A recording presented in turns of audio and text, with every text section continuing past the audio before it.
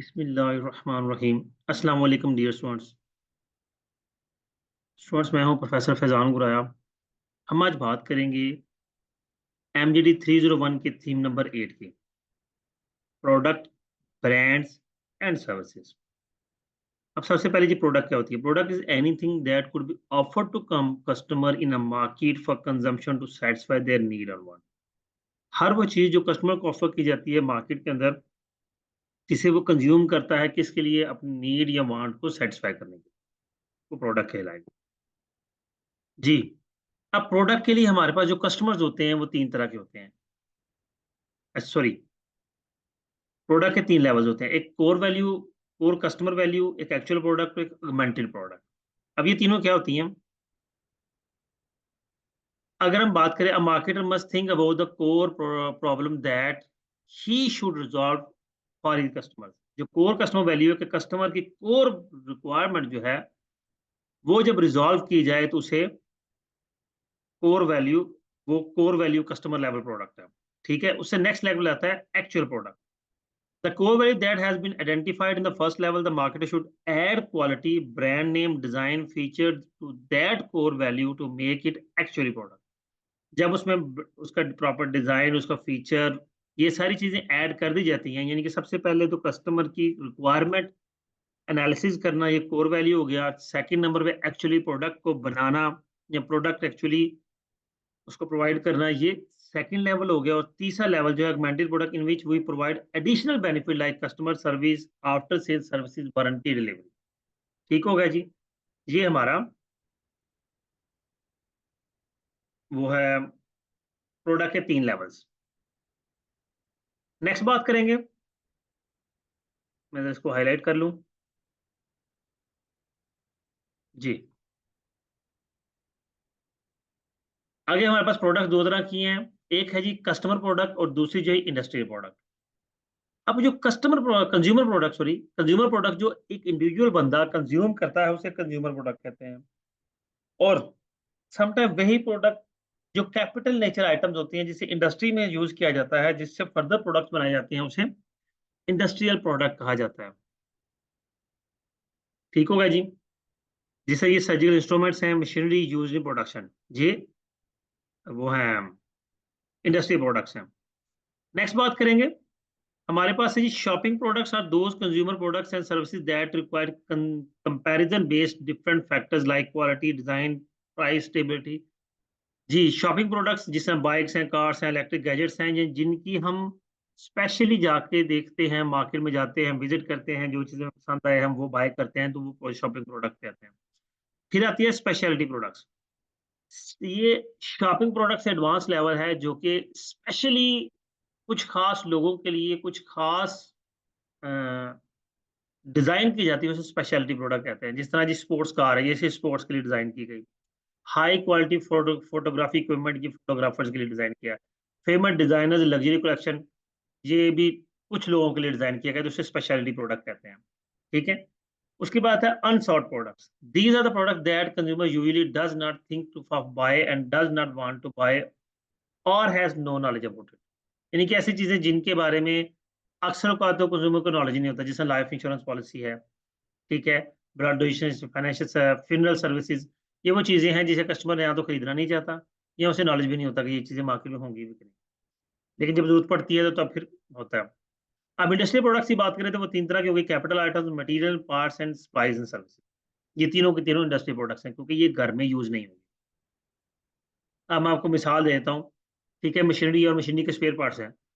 अब जो machinery industry product है, तो उसके जो स्पेयर पार्ट्स हैं, उसके में जो मटीरियल यूज़ होना है, को प्रोडक्ट बनाने के लिए, वो सारी चीज़ें घर में किस काम की या किसी कंज्यूमर के किसी काम की। तो ये सारी चीज़ें इंडस्ट्रियल प्रोडक्ट्स कहलाती हैं। ठीक है?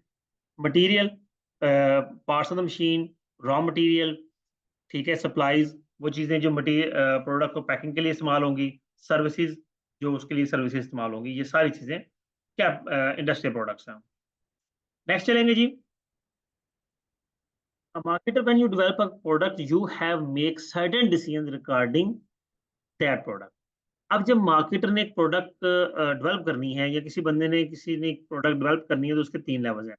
पहले इंडिविजुअल प्रोडक्ट डिसीजन है, फिर प्रोडक्ट लाइन डिसीजन है, प्रोडक्ट मिक्स डिसीजन। एक डिसीजन हो गया कि सिर्फ एक ही प्रोडक्ट के लिए डिसाइड किया गया, इंडिविजुअल प्रोडक्ट, हर प्रोडक्ट का अलग अलग डिसीजन कि ये प्रोडक्ट बनानी है, ये उसकी क्वालिटी होगी, ये उसके फीचर्स होंगे, that is called individual product decision. फिर प्रोडक्ट लाइन डिसीजन है कि 2 4 5 7 10 सेम नेचर के प्रोडक्ट्स को थोड़ी बहुत क्वालिटी या डिजाइन में डिफरेंशिएट करके तो प्रोडक्ट को डिफरेंट बना दिया जाए, तो ये प्रोडक्ट लाइन डिसीजन होते हैं। फिर आता है प्रोडक्ट मिक्स डिसीजन। अब यहाँ पे हमारे पास कुछ हैं, उनको भी साथ साथ हम देखते हैं। जी, individual product decisions include 5 decisions. क्या है जी? Attributes include some benefit of the product, packaging, उसकी पैकिंग क्या होगी, लेबलिंग, ब्रांडिंग, और support services, deal with warranties, after sale services, customer quality, query handling. मिसाल ले लेते हैं, एक मोबाइल है तो मोबाइल का डिजाइन, उसके फीचर्स, उसमें जो उसकी जो क्वालिटी है, ये एट्रीब्यूट्स होंगे। वो किस तरह के बॉक्स में पैक होके आ गया, ये उसकी पैकेजिंग होगी। उससे लेबल, ब्रांड या कंपनी का नाम, उसकी लेबलिंग हो गई, ब्रांडिंग हो गई। और फिर स्पोर्ट सर्विसेज में जो 1 साल की वारंटी उसके साथ आती है। ठीक होगा जी? ये आपका इंडिविजुअल प्रोडक्ट डिसीजन हो गया। उसके बाद आता है लाइन स्ट्रेचिंग, यानी कि प्रोडक्ट लाइन डिसीजन। इसमें एक हमारे पास टर्म आ गई, लाइन स्ट्रेचिंग। ये क्या होता है? Company adopt an expansion strategy by launching a new product in the same product line with some different and additional features. जिस तरह मैंने आपको बताया, अब ये गाड़ियां हैं, ठीक है, या बाइक्स हैं, तो बाइक के कई मॉडल्स आते हैं, तो ये एक ही लाइन आइटम है। मतलब 70 है, 100 है, या फीमेल के लिए कोई बाइक डिजाइन कर ली जाती है, तो ये एक ही लाइन आइटम है। नेक्स्ट आ जाएंगे, जो कॉन्सेप्ट है प्रोडक्ट मिक्स का, हमारे पास आ जाता है। इसमें there are 4 concept about product mix: width, length, depth, consistency. Product mix में आता है मल्टीपल प्रोडक्ट्स। जिसे हम नेस्ले की बात करें तो नेस्ले कई तरह के प्रोडक्ट्स बनाता है, तो वो प्रोडक्ट मिक्स आ जाता है। उसमें सबसे पहले ये width is a number of various product lines carries by the company. Product mix के अंदर कितनी प्रोडक्ट लाइंस है? जैसे अगर नेस्ले की मैंने बात की, तो नेस्ले के जूसेस हैं, नेस्ले की मिल्क प्रोडक्ट्स हैं बच्चों के लिए, ठीक है। तो मिल्क मिल्क प्रोडक्ट्स एक लाइन आइटम है, उसमें बहुत सी प्रोडक्ट्स हैं। जूसेस की कई टाइप्स हैं, वो प्रोडक्ट लाइन है। दोनों मिलकर प्रोडक्ट मिक्स बन जाता है। Length is the sum of all items in the product line. एक प्रोडक्ट लाइन में कितनी आइटम्स हैं, वो लेंथ कहलाएगा। Depth is all type of offered products in the line, ठीक है। डेप्थ में कितनी प्रोडक्ट्स ऑफर हुई, और लेंथ में उनके सम जो है वो लेंथ कहलाएगा। उसके बाद consistency is closely related to different product lines. यानी कि हम डिफरेंट प्रोडक्ट लाइन में कितनी कंसिस्टेंसी हमारी, किस हिसाब से उनको प्रोड्यूस कर रहे हैं, कि हर प्रोडक्ट हम प्रोड्यूस कर रहे हैं, या कुछ कर रहे हैं, कुछ नहीं कर रहे हैं, या सीजनल प्रोडक्ट्स हैं, ये कंसिस्टेंसी कहलाता है। उसके बाद हमारे पास आ गया ब्रांड। ब्रांड क्या होता है? Brand represent the customer views and feelings about the product and it's functionality. ये होता है जी ब्रांड, के प्रोडक्ट की फीलिंग, उसके व्यूज, किसी प्रोडक्ट उसकी फंक्शनैलिटी के हवाले से क्या है, वही उसका ब्रांडिंग बनती है। अब देखिए, बहुत अच्छी प्रोडक्ट, बड़ी अच्छी क्वालिटी की मार्केट में आती है, बड़ा अच्छा कंपनी ने लॉन्च की, पैसा लगाया, सारा कुछ किया, लेकिन लोग अगर उसको एक्सेप्ट नहीं करते, तो वो ब्रांडिंग नहीं होती। फिर टर्म आती है ब्रांड पोजीशनिंग की। Brand position define as the image which a brand has in the mind of customer. किसी ब्रांड ने अपना इमेज क्या बनाया कस्टमर के माइंड में, ये ब्रांड पोजीशनिंग आता है। वो customer distinguish a brands product from the products of the competitors. आप कंपैरेटर से किस तरह अपने कस्टमर को डिफरेंशिएट करते हैं अपनी प्रोडक्ट को कस्टमर के माइंड में, ये ब्रांड पोजीशनिंग आ जाता है। ये कस्टमर कैसे डिफरेंशिएट करता है। फिर आता है brand sponsorship, means that if you want to expand your business और want to get support from another brand. आप किसी दूसरे ब्रांड के साथ मिलके उससे को सपोर्ट लेते हैं, या अपने बिजनेस को एक्सपेंड करने की कोशिश करते हैं किसी दूसरे के थ्रू, तो दिस इज का ब्रांड स्पॉन्सरशिप। ओके हो गया जी। नेक्स्ट बात करते हैं, हमारे पास है जी line extension, brand extension and multi brands. Brand development means to expand brand or to increase the scope of the brand. Brand development क्या होता है कि हम ब्रांड की को एक्सपैंड करते हैं, या उसका स्कोप इंक्रीज करते हैं, उसको बेहतर बनाने की कोशिश करते हैं, उसको डेवलप करने की कोशिश करते हैं। अब इसमें 3 चीजें आती हैं। एक आता है हमारे पास लाइन एक्सटेंशन, फिर ब्रांड एक्सटेंशन और मल्टी ब्रांड्स। लाइन एक्सटेंशन क्या हो गया? An extension in which brand adds new sizes, colour, forms, flavors of an existing product category under existing brand name is called line extension. Same वही बात होगी ना, कि आप मुख्तलिफ प्रोडक्ट्स हैं, उनके साइज़, कलर्स, फॉर्म, फ्लेवर्स मुख्तलिफ लेके आते हैं, तो लाइन एक्सटेंशन होगी, एक ही ब्रांड के अंदर। फिर आता है when the brand introduce a new product category within a existing brand name is known as brand extension. नई प्रोडक्ट कैटेगरी ले आते हैं। अब देखिए पहले कभी जो हमारे गवर्नमेंट्स के ब्रांड्स हैं या शूज़ के ब्रांड्स हैं, वो सिर्फ़ शूज़ बना रहे थे, सिर्फ़ गवर्नमेंट्स बना रहे थे। अब वो पर्सेस बना रहे हैं, अब वो ज्वेलरी बना रहे हैं, ठीक है? तो जो वो अपनी पर्स की वैरायटी बना रहे हैं या जो अपनी गारमेंट्स की वैरायटी बना रहे हैं, वो लाइन एक्सटेंशन है। लेकिन जो मल्टीपल उन्होंने कर दिया, उन्होंने ब्रांड को एक्सटेंड कर दिया, नई प्रोडक्ट बीच में ले आए। When a brand market different brands in the given product category is known as multi brands. एक ही नेचर की प्रोडक्ट के बहुत से ब्रांड्स अगर मार्केट में मौजूद है, तो वो मल्टी ब्रांड्स कहलाता है। जिस तरह एग्जांपल यूनिलीवर और प्रॉक्टर एंड गैम्बल है। नेक्स्ट बात करेंगे जी, there are 3 important types of services marketing according to the triangle. जी, सर्विसेज के हिसाब से हमारे पास 3 टाइप्स हैं। The first one is internal marketing, second one is and it is the marketing between company and employees. यानी कि employees खुद अपनी कंपनी की जो चीज़ें खरीदते हैं, वो इंटरनल मार्केटिंग होती है। कंपनी अपने एम्प्लॉइज़ को अपनी प्रोडक्ट के बारे में इन्फॉर्म करती है। सेकंड वन है interactive marketing and it is marketing between employees and customers. जब एम्प्लॉइज़ और कस्टमर के दरमियान मार्केटिंग होगी, वो इंटरैक्टिव मार्केटिंग होगी। और फिर एक्सटर्नल मार्केटिंग है, the occurs when it is the customer और prospective customers as external marketing goes from the business organisation to outside. Purpose of external marketing is fill the business pipeline with future business.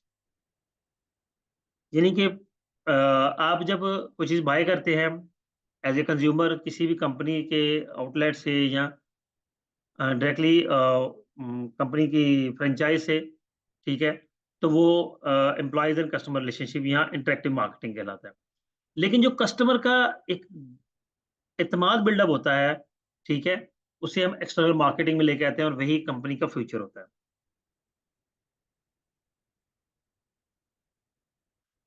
Ji students, ये आपका complete chapter था। अब कुछ questions हैं, इनके बारे में देख लेते हैं। There are some customers who are not satisfied and always agree. Can we ask them directly not to use our product if they are not satisfied, just to avoid interaction from them so they may not speak in front of other customers? It is not a good approach as it will spread more negative. अगर आप customer कहते हैं जनाब अगर चीज़ नहीं पसंद तो use ना करें, तो ये नेगेटिविटी क्रिएट करेगा। आप कस्टमर को सेटिस्फाई करें, उससे पूछे इश्यू क्या है, इश्यू को फाइंड आउट करें, उसको रिजॉल्व करने की कोशिश करें। What is the concept of consistency is product mix decision? The consistency of product mix decision indicates exactly how consistency the company will take decision regarding adding a new or removing any prevailing product from the product mix. वही बात, कोई नई product add करनी है, कोई product remove करनी है, ठीक है? कि प्रोडक्ट की प्रोडक्शन के हवाले से कौन सी प्रोडक्ट कब प्रोडक्ट प्रोड्यूस करनी है, ये सारी चीज़ें कंसिस्टेंसी का हिस्सा होती है। Can an idea be termed as product? No. From the definition of product mentioned in the videos, it is the evident that anything that can be offered is called product. आप कुछ भी offer करते हैं वो product है, इसका मतलब idea भी एक प्रोडक्ट है, अगर वो कस्टमर की नीड को सेटिस्फाई करता है तो।